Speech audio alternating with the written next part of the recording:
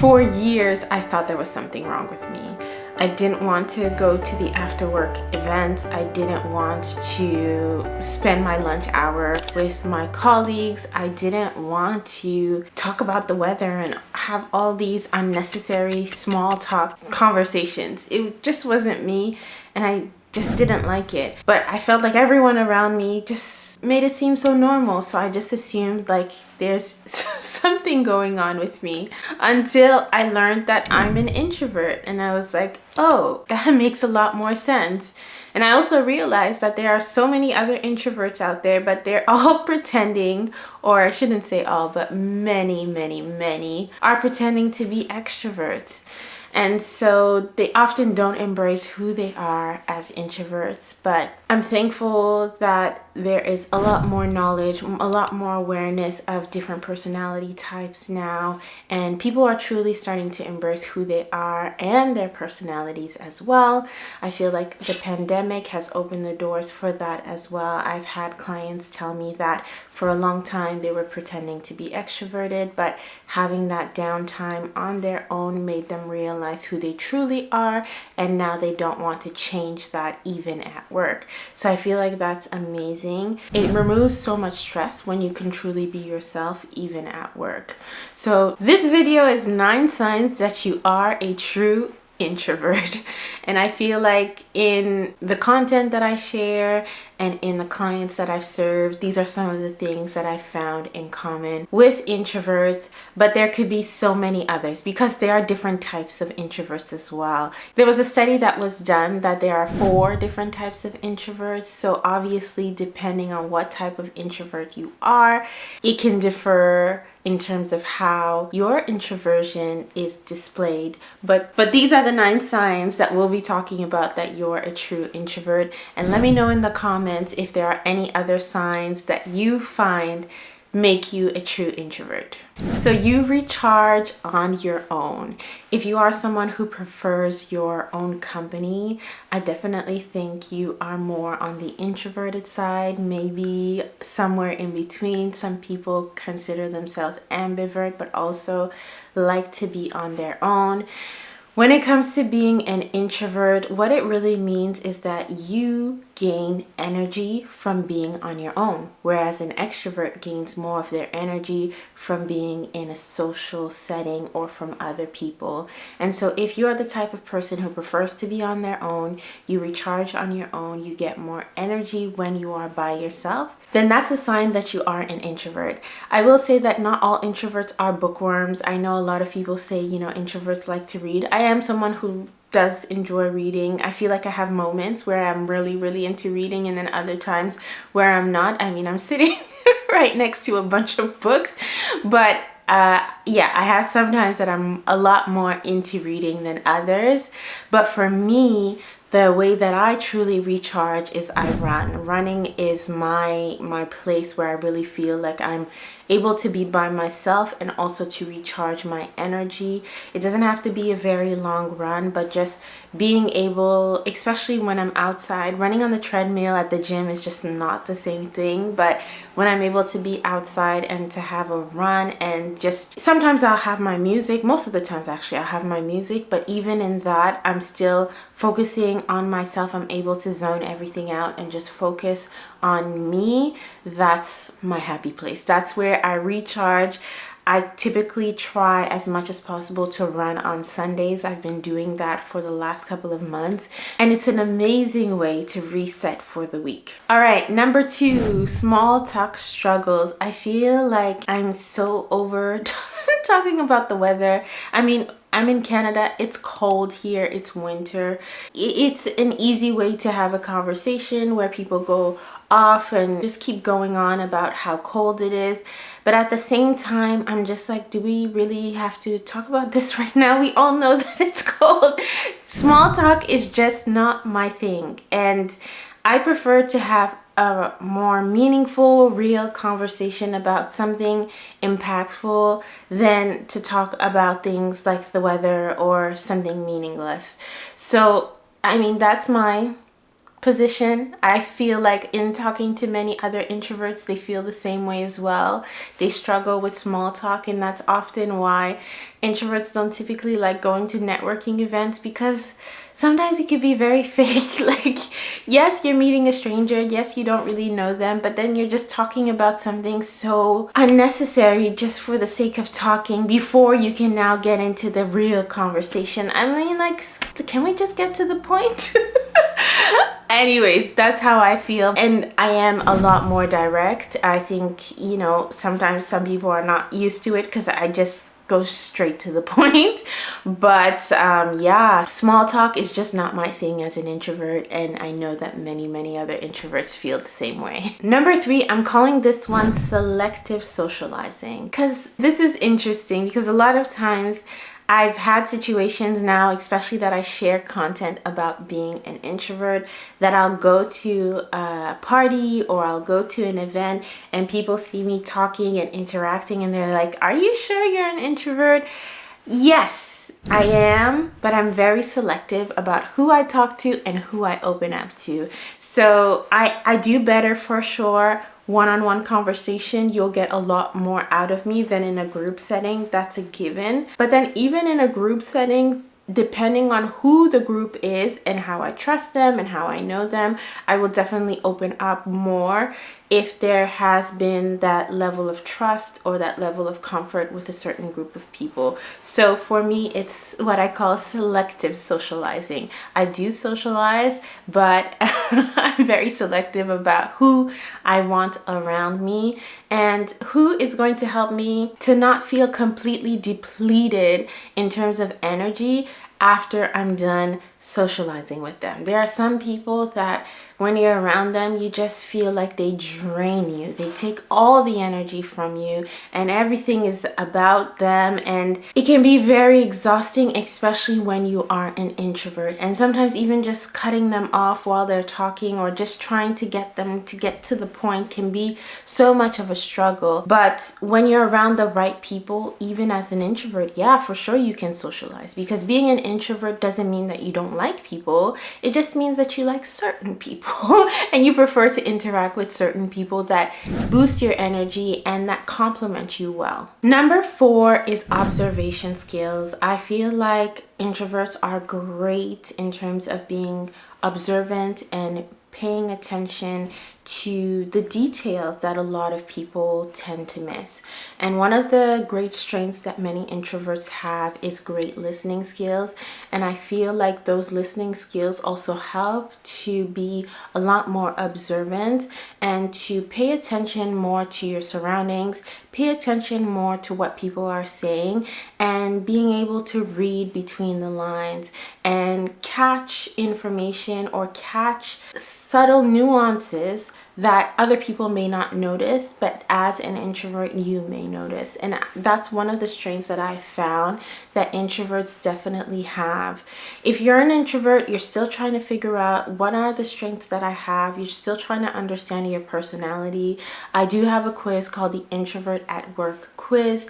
It's a short quiz. You take a few questions that will help you truly understand what are the strengths that you have that can help you stand out. So you can take a look at the link in the description and you can take that quiz to get a better understanding of the strengths that you have. Number 5, introverts are introspective. A lot of introverts that I've met spend so much time creating and living in their mind, and they have so much self-awareness because they've taken the time to really get to know themselves. They've really taken the time to be on their own, to understand what they like, what they don't like, to understand how they want to interact with the world and who they want to be. And that self-awareness just brings so much beauty in terms of being comfortable with who you are, even if it's not who everyone expects you to be, or even if it's not what fits the general social norm of who a professional or who a mother or who an athlete or whoever should be. Even though it doesn't fit in the norm of who a project manager or who a business analyst or who a doctor should be, because in so many of our workplaces the expectation is that you should be more extroverted. It's Susan Cain calls it the extrovert ideal, where there's just this expectation that people should be more extroverted, that people should like these things like brainstorming sessions, or people should want to do group work, and people should enjoy being around other people. But typically, not everyone is like that. 50% of the population is introverted. And so, yes, you can learn how to be more extroverted, but don't pretend to be extroverted all the time, because that can be extremely exhausting. So I truly appreciate the nature of introverts who are able to observe different situations, to read between the lines, to find nuances, and then to come up with amazing ideas to solve different problems, because they've taken the time to really think critically and come up with solutions. Another sign that you are an introvert is that you think before you speak. And that means that you take the time to process information, you take the time to truly listen, and you take the time to get your thoughts together before you articulate them. And this can be a challenge sometimes at work, especially when you're in a work meeting and there's an expectation that you're supposed to speak up, you're supposed to be visible, you're supposed to be seen, your voice needs to be heard so people know that you're around, take up space, all these things that we hear and we're supposed to do at work, but sometimes don't really match our personalities. So how are you able to navigate the workplace if that's not your natural tendency? I think one of the things that can truly help you is being able to express what is the best way that you like to be communicated to. For example, maybe you're in a discussion and there's a back and forth, but you really want to take the time to process, you really want to take the time to make sure that you're understanding the situation. Don't feel under pressure to have to say something in that moment. Maybe all you're going to actually say in the moment is, hey, I'm going to take all this information back, I need the time to process, and I'll get back to you with an answer. And that will be more beneficial than to say something that is wrong or to say something that doesn't really make sense. So there's nothing wrong with taking the time to process. You'll come up often with way better ideas than just blurting something out. And so this is a huge strength that I found that introverts have. Many times people think that the loudest person in the room for some reason is the leader, but really it's not the case. Many people have great charisma, they have a great personality, they have a great presence, but it doesn't mean that they're the leader, and it doesn't mean that they have the best contributions to make. And when as a leader you're able to recognize that people communicate differently, that people bring different things to the table, when you're able to recognize that level of diversity on your team and you're able to be adaptable to the various styles that people have, that's when you're going to bring out the best results from your team. Okay, number 7. So I truly believe that a lot of introverts have JOMO, joy of missing out, instead of FOMO, fear of missing out.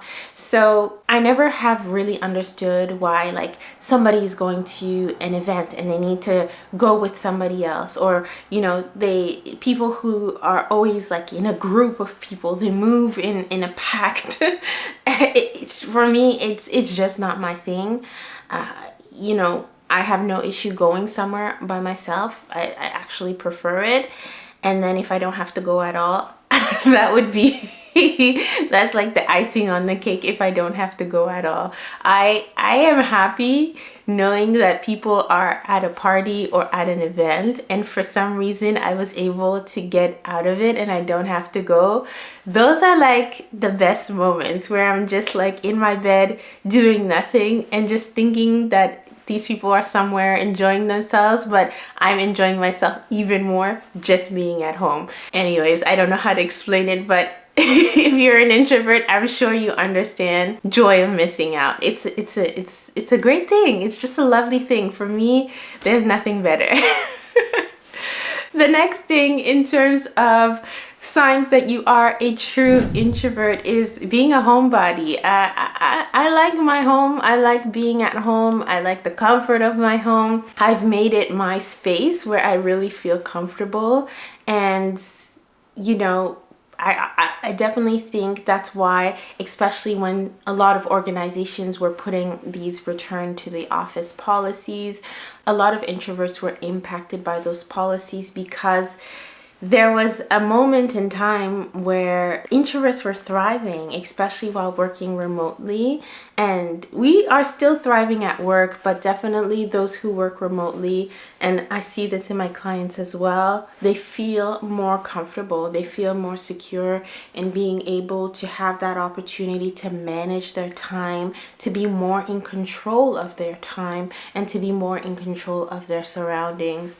So yeah, definitely I am a homebody, and if you are an introvert, you most likely are. I do have my moments as well that I do like enjoy being out in nature, seeing beautiful places, but again by myself.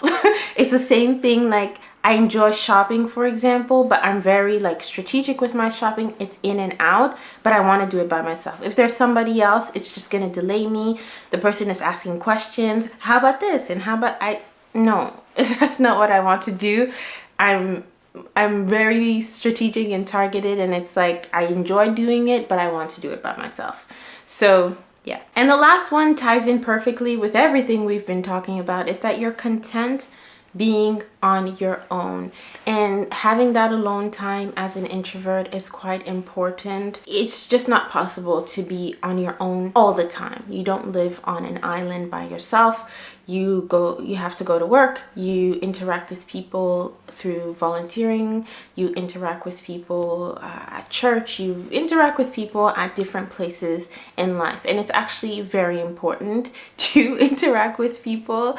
And that's why we have communities, that's why we have societies, that's why we are who we are. So I'm not saying at all that you should be on an island all by yourself, because there's immense value in the collective. There's immense value in interacting with other people and learning from other people. But as an introvert, something that definitely helps is having those moments where you are on your own so you can recharge. So if you are someone who does love being on your own, who loves that time that you have to be able to recharge, and sometimes it's just 15 minutes, maybe you just have a little break between meetings, and just getting that downtime to recharge and to reset can make the world of a difference. I definitely think that is a sign that you are a true introvert. So these are the 9 signs. I'm sure there's so many more that I haven't shared, but I would love for you to let me know in the comments what are some of the other signs that you definitely know someone is an introvert when they do this or they do something else, or that you do that you know makes you an introvert. Go ahead and share it in the comments. I'm sharing with you here a video that provides time management strategies for introverts to really help you manage your time and your energy. So go ahead and check out that video. I'll see you there. Take care.